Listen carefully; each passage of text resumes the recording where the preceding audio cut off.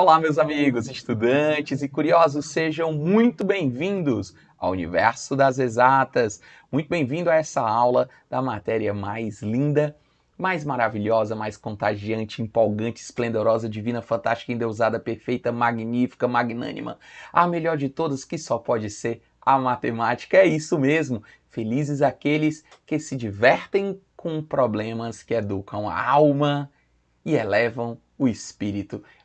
Chega da vontade de a gente bater palma para essa matéria maravilhosa que eu terei o prazer incomensurável de dividir esses momentos com você, onde nós vamos desenvolver bastante o teu conhecimento de matemática e vamos iniciar uma reformulação total da tua base matemática. A ideia é justamente te dar esse suporte que muita gente tem, que muita gente sente falta, justamente dessa possibilidade de reformular a base. É isso o seu problema? É exatamente isso que você procurava? Uma forma de reformular a base do zero? Pois, gente, vem comigo que aqui vai ser pouco papo e só sucesso. Vamos iniciar o nosso curso de reformulação de base matemática do zero para o alto e avante. Fica aqui, inclusive, o meu convite para você já seguir a gente lá nas redes sociais, @Pedro Evaristo. Segue a gente lá, será um prazer incomensurável estar com vocês. Massa? Então, pessoal, nós vamos começar aqui brevemente falando sobre a história da matemática.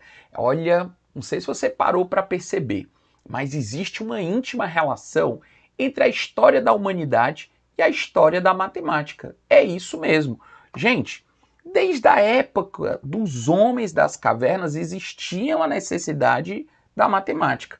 A evolução dos números se confunde com a própria história do homem. Sim. A cada animal abatido, por exemplo, o homem fazia marcações lá na árvore, por exemplo, ele ia marcando. Por quê? Porque o homem precisava contabilizar as suas posses. 5 árvores, 3 ovelhas, 5 crianças, ele precisava contabilizar as suas posses. Então, ele antes só tinha noção de muito e pouco, depois ele começou a criar critérios para fazer essas contagens.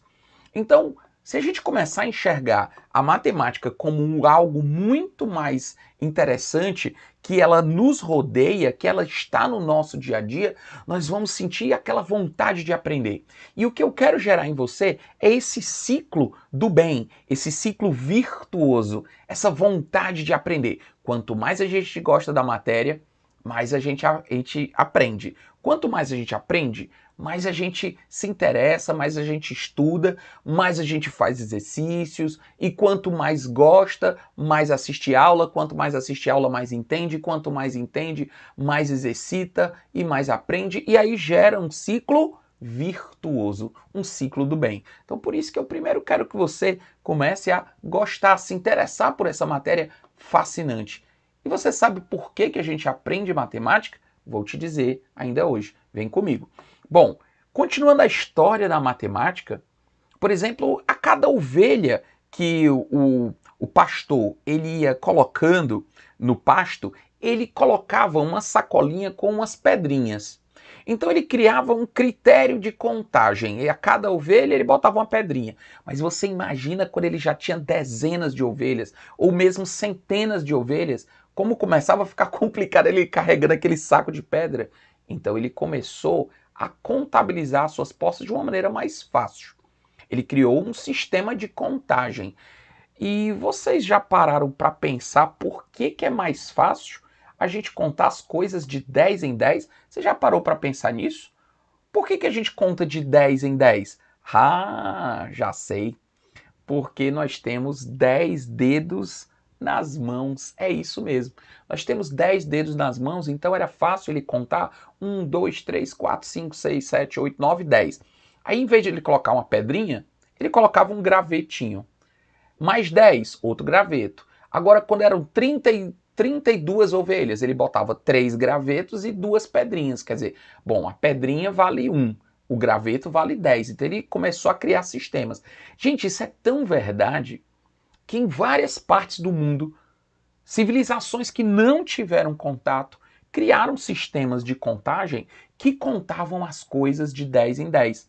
Por exemplo, os egípcios contavam 1, 2, 3, 4, 5, 6, 7, 8, 9 e olha o 10. Ele fazia um arco. Como é que ele contava o 11? Um arco com 1. Então 10 com 1, 10 com 2, 10 com 3 e aí vai. Até o que o 20, 2 arcos. Então esse sistema de contagem dos egípcios, se você for ver, era um sistema que ele contava, sim, de 10 em 10. Olha que legal. Bom, vêm os maias e criam um sistema. Os maias não tinham contato com os egípcios, obviamente, não tinham contato nenhum. E eles criavam um sistema que era com 1 pontinho, 2 pontinhos, 3 pontinhos, o 5 era uma barrinha. O 5 com 1, ou seja, era como se fosse, o 5 era uma mão, a barrinha, e o 1 era um pontinho. Então, o 5 com 1, 6, e aí vai. Ele vai 6 com 2, o 6 com, né? O 5 com 1, 5 com 2, 5 com 3, 5 com 4 e 2 5. Ah, verdade. Ou seja, 2 mãos. Ou seja, 10. E aí depois ele continuava 10 com 1, 10 com 2, 10 com 3. E ele criava esse sistemazinho de contagem. Olha que bacana. Então, até que você chegava no 20 e assim por diante. Bom, os babilônios também tinham esse sistemazinho, que era com esses desenhos um pouquinho diferente, e aí também veja que era um sistema que ele contava de 10. Bom, agora nós chegamos no sistema romano, naquele famoso sistema romano. Você lembra que o número 1 era um tracinho, o 2, né, 2 tracinhos, o 3, 4, 5, aí ele chegava, ou seja, uma mão, 5 com 1, 5 com 2, 5 com 3, um antes do 10 e o 10, ou seja, chegamos no 10 e o sistema também conta de 10 em 10, 10 com 1, 10 com 2 e aí vai, até que ele chega no 10 com 10, que é o 20. Uma curiosidade, né? Eles sempre escreviam em barrinhas porque ele usava normalmente uma talhadeira e um martelo. Então ele talhava o 5, eram 2 barrinhas, ó. O 10, 2 barrinhas. O 50 também, tá vendo? Ele é fácil de ele talhar, pá, pá. O 100, ele botava um C. O 500 era um D. Agora o D não era arredondado, era um D dessa forma para poder facilitar. E o 1000. Então veja que era muito fácil ele usar uma talhadeira e um martelo para ele colocar, ele talhar na madeira, na pedra, na argila e ele colocar essa contabilidade dos números romanos. Legal? Bacana? Mas, gente, uma curiosidade que eu não sei se você percebeu. Você viu que nenhum desses sistemas tinha um número 0? Gente, o número 0, ó, ele demorou muito a entrar na história da matemática. O número 0 demorou muito a entrar na história da matemática. O número 0, ele só foi introduzido lá no século V pelos hindus, o povo indiano, aquela onde hoje é a Índia. Os hindus, eles criaram um sistema de numeração que tinha o número 0, porque as pessoas pensavam, bom, se número é para contar coisas, como é que eu não vou contar nada? Quer dizer, o 0 era uma discussão até filosófica para ele entrar na história da matemática. Então, teve que demorar muito tempo para convencer as pessoas a usarem o 0. E eles criaram um sistema que é o que a gente chama de sistema indo-arábico. Por que, Pedro? Por que sistema indo-arábico? Porque esses números têm até uma história curiosa, né? Mas não verdadeira, que diz que o número 1, ele é o número 1 porque tem esse um ângulo, que o 2 tem 2 ângulos. Eu acho muito bonita essa história, mas não é assim que funciona. O número 3 tem 3 ângulos, o número 4, 4 ângulos, olha que legal. O número 5, 1, 2, 3, 4, 5 ângulos. O 6, 6 ângulos. O 7, olha só, 7 ângulos. O número 8, 8 ângulos, olha que bacana. E o 9, ó, o 9 parecia uma minhoca, e aí tinha 9 ângulos. E o 0 era uma bolinha, por quê? Porque não tem ângulos. Mas, gente, essa história ela é muito bonita, ela, ela é bem legal da gente contar, mas não foi assim que aconteceu. Na verdade, os números eles avançaram, eles evoluíram de uma maneira um pouco diferente. Eles eram tipo meio que garranchos e eles foram evoluindo com o tempo, porque lá mais ou menos no século 3 eles começaram a criar, só lá para o século 5 é que o zero veio, realmente o zero apareceu apenas no século 5, do século 4 para o século 5, e só depois de uns 800 anos, gente, foi que o mundo ocidental foi que começou a admitir o sistema indo-arábico. Dizem que foi Fibonacci, né, um matemático italiano, que finalmente conseguiu convencer o mundo ocidental a usar o sistema indo-arábico. Então, esse sistema foi evoluindo, foi mudando. E por que, Pedro, esse nome indo-arábico?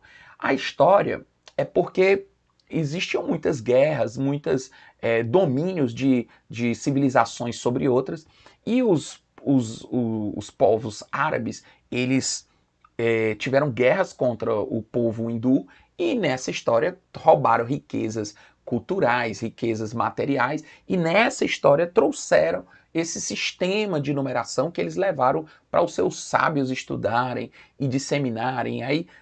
Aí foi que se espalhou no mundo árabe, mas só depois, só foi chegar realmente na Europa, lá para o século, mais ou menos ali para o século 13, século 14, foi que começou realmente o pessoal a usar esse sistema e depois modificar um pouco, né? E foi avançando para o que nós conhecemos hoje, mas aquela história muito bonitinha, ela de fato não aconteceu, tá? Então, depois, se você for parar para ver, depois que o sistema, lá para o século, se você for ver, século 13, século 14, teve muita evolução na história da matemática. E veja bem que depois teve as grandes navegações ali no final do século XV, que culminaram ali no descobrimento da América, descobrimento, né? na chegada dos europeus aqui na América.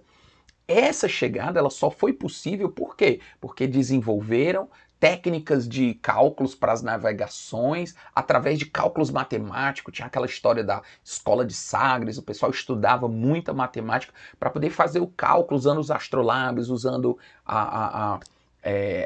o cálculo com as estrelas e fazendo posicionamento, fazendo mapas com precisão para eles conseguirem navegar para lugares bem distantes. E aí o resto é história que você conhece. Olha que legal.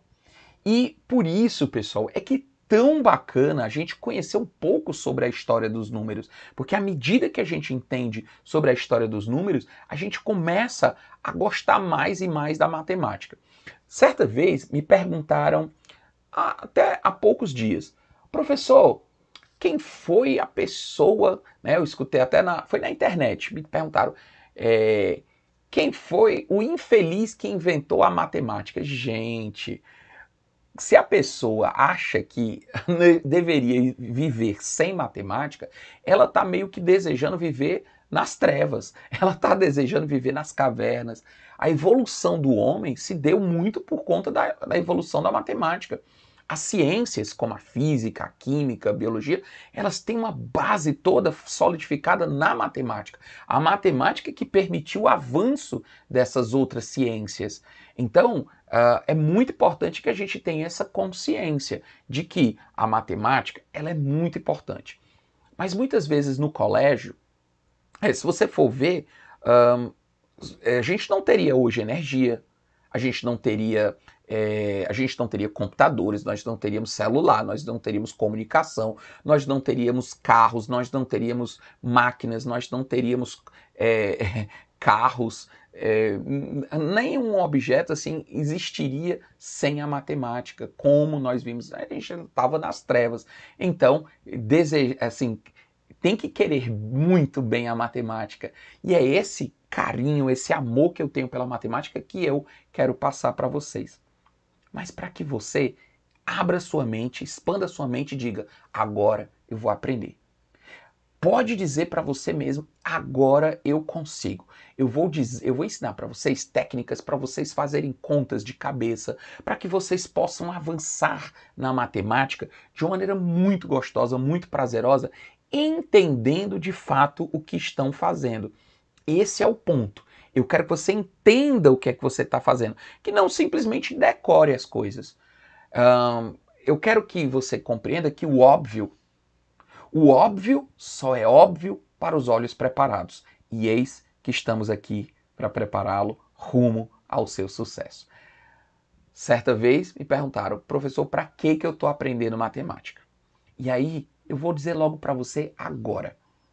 A matemática, ela forma melhores hábitos de pensamento e ela habilita você a usar melhor sua inteligência. A matemática, ela é como se fosse uma ginástica cerebral. A matemática, ela é um exercício mental. A matemática, a gente não vai necessariamente usar de forma direta. Um certo aluno que estava estudando para ser policial militar, fazer um concurso para policial militar, me perguntou, professor, mas para que eu tenho que estudar matemática se eu vou ser policial? Quer dizer que quando eu for prender alguém, antes de eu prender, ele vai dizer, primeiro diga para mim o teorema de Pitágoras. É claro que não, é claro que a pessoa não vai fazer isso. A ideia não é essa. A ideia não é que você vai utilizar de maneira direta, mas é a forma que o seu cérebro vai trabalhar para organizar as coisas do teu dia a dia, para resolver situações, problemas do teu dia a dia, mas o teu cérebro está exercitado e ele vai conseguir chegar em soluções de maneira fácil. Então, não é necessariamente de maneira direta, mas a pessoa às vezes vai fazer uma medicina, vai fazer nutrição, por exemplo, vai fazer direito e pensa que não vai usar matemática, e vai. Ela precisa fazer cálculos de proporção, ela precisa fazer cálculos contábeis, às vezes ela precisa fazer cálculos, mas o principal é o quê? É ter a mente aberta e a mente poderosa para que você possa usar naquela situação do teu dia a dia. Então, são os hábitos de pensamento que me interessam. Sem contar que quem aprende matemática também desenvolve muito, e isso é importante, eu estou dizendo isso para você. Quem aprende matemática também desenvolve muito a sua autoestima, desenvolve muito a sua segurança. Ela abre a sua mente, inclusive, para aprender outras disciplinas. Quem desenvolve na matemática, no raciocínio lógico, ela consegue fazer provas de outras disciplinas e aprender outras matérias de uma forma muito mais rápida, muito mais intensa. Você tem muito mais segurança, sem contar que outros assuntos como química, física, biologia usam essa matéria. Sem contar com o próprio raciocínio lógico, matemática financeira, estatística, que sempre eu preciso da matemática como base para poder avançar e também para ter coragem de aprender. E por isso, nós vamos começar falando de quem? Nessa aula, nós vamos começar falando do conjunto dos números, o conjunto de todos os números. O conjunto dos números, ele é dividido basicamente em quem? O conjunto de todos os números nós vamos dizer que é o conjunto dos números reais. Esse conjunto dos números reais é dividido em dois, o conjunto dos racionais e o conjunto dos irracionais. Bom, quem são esses tais de números racionais que nós vamos estudar mais na frente? Os racionais são aqueles números que eu posso escrever na forma de fração. Se eu puder escrever na forma de fração, ele é dito racional. Quer dizer, os números decimais, as dízimas periódicas simples, as dízimas periódicas compostas e os próprios números inteiros. Todo número inteiro é racional. E dentro dos inteiros nós temos os números naturais. Todos esses são ditos racionais. E quem é que não é racional? São todas as dízimas não periódicas. São números irracionais, mas isso a gente vai ver mais na frente, beleza?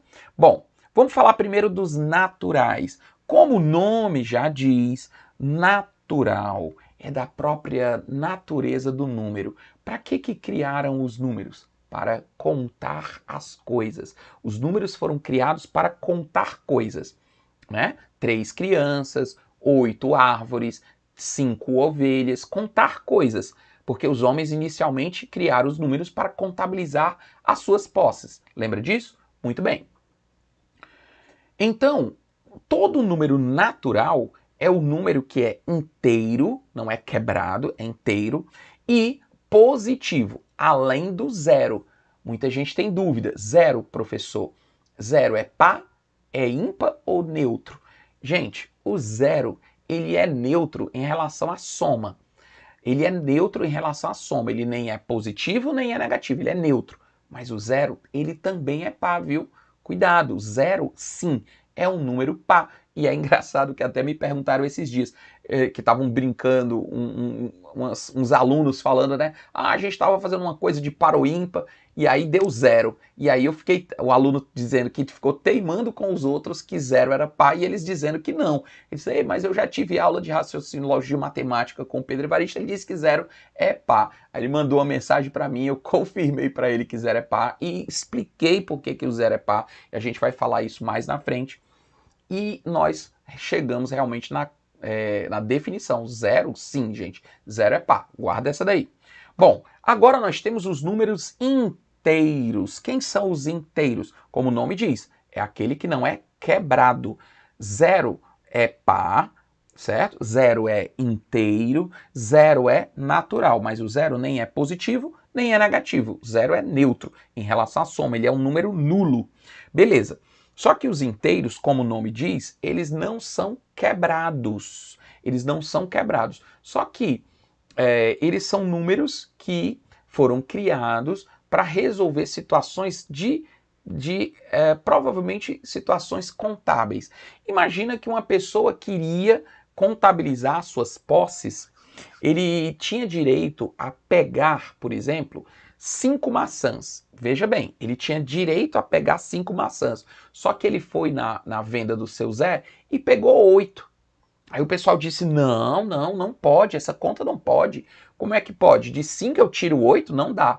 Aí, claro, deve ter sido um contador. Dá sim, deixa ele levar 8. Eu boto um tracinho aqui do lado e digo que ele está devendo. Ou seja, 5 tira 8, fica devendo 3. Foi aí, naturalmente, que surgiu a necessidade de ter número negativo, de contabilizar débitos, né? Então, aí foi uma primeira necessidade.